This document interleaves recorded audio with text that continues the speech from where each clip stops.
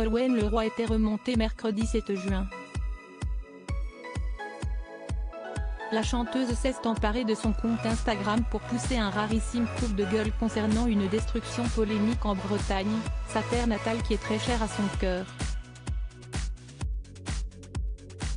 Si est une drôle de story que Nolwenn Leroy a posté mercredi 7 juin sur son compte Instagram.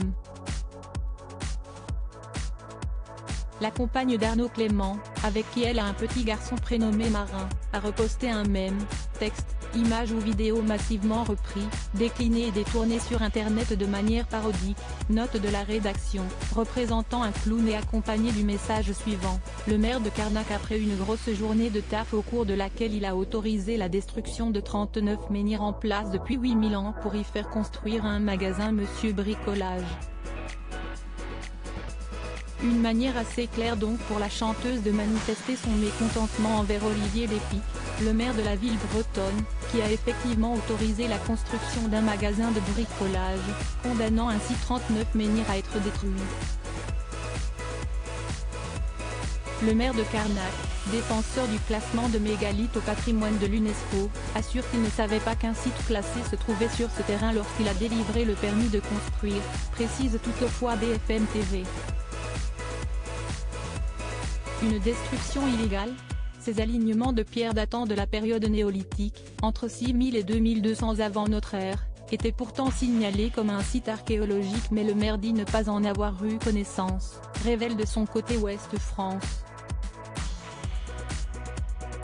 Le signalement est venu de Christian Obelt, un chercheur en archéologie basé à Carnac et spécialiste du néolithique.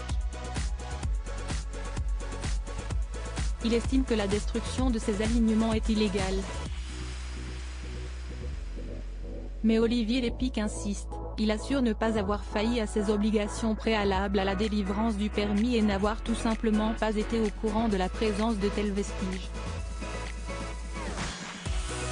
Une polémique qui n'a donc pas manqué de faire réagir Nolwenn Leroy, qui semble également, par le biais de ce mème, consternée par cette nouvelle.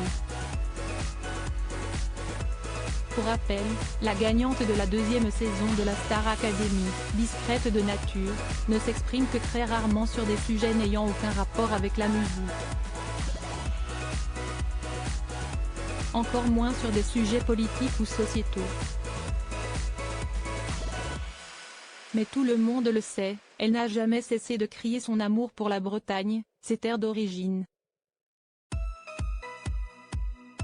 Notamment à travers ses chansons, dont son titre phare, La jument de Michao. Qu'elle soit donc pleinement investie et regardante sur ce qu'il se passe dans sa région natale, semble ainsi tout à fait logique et finalement peu surprenant.